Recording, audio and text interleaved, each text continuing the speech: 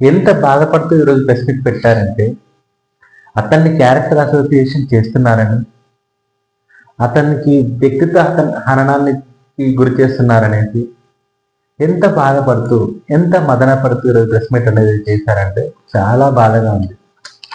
ఒకవేళ అతని మీద వచ్చిన వార్తలే కనుక నిజం కాకపోతే, నిజంగా అవి తప్పుడు వార్తలు అయితే ఖచ్చితంగా వార్తలు రాసిన వారు వెనక్కి తీసుకోవాలి.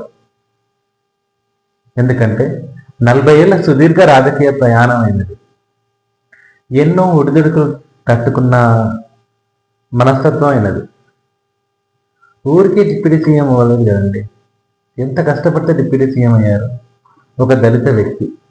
సో అలాంటి వ్యక్తి ఒక సింగరేణి సంస్థకు సంబంధించిన ఒక కాంట్రాక్ట్ విషయంలో అతన్ని ఇరికించి అతని మీద తప్పుడు ప్రచారం కనుక చేసేది నిజమే అయితే ఖచ్చితంగా బాధపడాల్సిన విషయం.